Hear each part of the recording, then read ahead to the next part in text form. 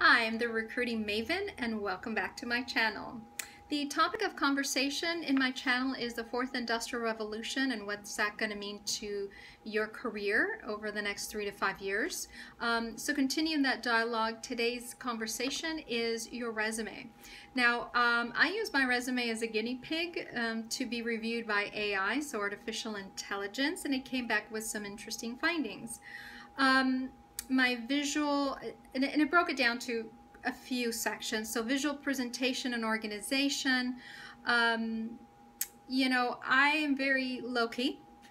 My resume is just very simple. I keep it clean lines because I know that as a recruiter, when I'm going through those online career sites, Indeed, even LinkedIn, I want to make sure that I'm moving quickly. I don't have a lot of time. I have a lot of requisitions to go through, a lot of candidates to pre-screen, and some, conduct a phone interview, preliminary phone interview. And so I don't have a lot of time, and what that means is I have absolutely no more than 7 to 10 seconds to go through a resume. So simple, an easy font to read, which is a pet peeve of mine, like Times Roman. I don't have time for Times Roman. It's just too elaborate, if you will. My eyes get tired after 40 resumes, and I still have to keep going for that day. Sometimes I've gone through 100 resumes in a day. So again, the font is going to be crucial. Keep it simple, something like Arial, 11 points. Arial 0.9 is not a good idea. It's just too small. And so it was telling me that it was just too uneventful, and I thought that was really weird because for me, the less is more. So if I'm seeing a ton of borders around your resume, I don't want to deal with that. That's a formatting issue that when I do extract your resume, as beautiful as it may be, it's going to cause problems for me to view it ultimately. And that's never a good thing. Sometimes I get coding issues, especially if it's a PDF file. At the point of extraction from, say, Indeed or Career Builder or Monster, wherever it is I'm finding it, it causes issues. So for me, just maybe one line after your name and your email and a phone number, that's all I need. Just as a sidebar for safety issues, not just women, but everyone, please do not include your home address. I know our counterparts in Europe, their CV, not their resumes, but their CV is really all-encompassing about who they are, where they live, how many children they have, their hobbies, and that's fine. That's them. To me, that's, I think identity theft issues, right? So please do not include any of that. Just, again, your name, an email address. Please make sure it's a nice email address and not something interesting and bizarre. And I've seen some doozies. And just a phone number is all I need. I prefer a cell number, just because I know that if I need to text you, leaving a lengthy voicemail message doesn't always work. I don't want to hear that. Just text me. Hey, you need to get a hold of me? Great. I will call you. I'll text you back, and I'll call you in about 10 minutes when I get off, my interview. So makes it short and simple, keeps you safe. And again, at that point of extraction, it's not going to cause any issues with borders and too much formatting, and that's going to be crazy. As well as I like to mention, PDF files are a no-go for me, and most applicant tracking systems, which is where it's the software the majority, if not all, of the recruiters use to extract and house your information. You're beginning with your resume, going down the line. If you do get hired, that information gets logged into that system. PDF files are locked, and again, it can cause issues for me to be able to view it, for me to be able to extract it. Sometimes I'm not able to do that either. It comes up as just coding as opposed to words. I just see code. So that's never good, because it's going to hurt your candidacy. I'm going to delay in being able to get a hold of you.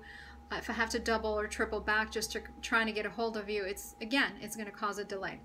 Another component is that it was letting me know that having a strong career summary is going to be a key component for that hiring manager to keep reading my resume. And I thought, as a recruiter, I never read those, nor will I read a cover page, because you can say anything and everything you want under there. You know, you can include the bathtub, the baby, the water, everything. So I'm never interested in those pieces. Again, simplicity is key for me because I want to get through it as quickly, qualify you or disqualify you. And that's you know, going to help me. But you know, the hiring manager, when I send your resume to that hiring manager, I'm going to include a summary of what my findings with you. I've already reached out to you. I've already spoken to you, my conversation with you. So is a resume going to really do that? No, I'm going to do that. I also have been finding a lot of hiring managers don't read people's resumes in general, and they just sit on the phone and ask you to kind of just, when it's and let me back up, because when it's a company that's maybe not a large size company, maybe they don't really know what recruiting is, that's what I'm referring. So that gets kind of interesting. The level of professionalism there is, yeah, it gets kind of sketchy, but you know, always ask a lot of questions, okay? So if you're getting some red flags and they're asking you from, you know, the beginning of your career, and I don't mean it in a traditional sense, but just they haven't read your resume and you can tell when they haven't, then think about that twice. So the point in this is make sure it's just in a Word document. If that's just, I don't know any applicant tracking system that's going to reject a Word document resume, or formatted, I should say, in Word doc. It's just so much easier. Okay. In terms of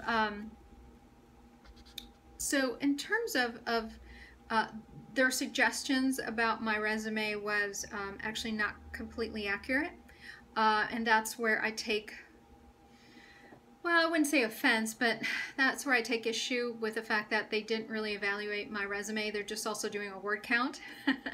How many of those words, how many times does she use it, which is what I do, but I'm reading it. And so I understand sometimes the dynamics and the subtleties in a resume versus, you know, artificial intelligence that doesn't have that capacity as yet. I'm sure that it will, but for the moment that's not available. And then they went on to say how much it would cost for me to, you know, to subscribe to their different packages, and their smallest package is about $150, and it goes on to triple that amount for more expertise. Now, a lot of people, I recently did, you know, a resume rewrite for a client of mine, and I actually spent we went for 3 to 4 revisions on that resume and really talking that client through what was wrong with the resume. Why is the wording not as effective and accurate? And so that was very interesting because it didn't tell me that. So it just kind of scanned and said, this is what we think you are based on, you know, and I know the word count. So didn't take the time to give me that further more customized, unless I bought a package, of course, of you know, the rewriting packages of my resume, then it wouldn't delve into that. And I always like to at least spend a little bit of time on a consultative basis with my prospective clients and kind of point out some issues. Again, it's more that human touch, right? And then it actually gave me an inaccurate amount of years of experience that I've actually worked in the industry. So I thought that was very interesting. But again, that's where, you know, recruiting and somebody who has their hands and eyes on it can do. Again, AI is going to advance very quickly, and it's going to be able to make those judgments as well at some point in the very near future. But for now, it can't do that. So my suggestion to you is, you know, resume writing is a fine art, in my opinion, and there's some wonderful people out there that do a great job. My only suggestion to you in this is that be careful. Not everyone that writes resumes, although they may be very eloquent with the pen, as I say, may not be the right person to write the resume if they have no industry experience, if they have not maybe written other types of similar industry resumes. Then I would, you know, be a little bit hesitant, I would certainly ask that person, hey, have you written a resume for, somebody in the IT industry? Because I can tell you 10 things right off the bat of what to include and what not to include. And if that person hesitates or may not be able to do that for you, that may not be the right person for you. And there's plenty of people out there that could do a very good job for you. So, you may want to shop around. And so with that said, just wanted to wish you a great rest of your day. I'm glad that the temperatures are getting a little cooler.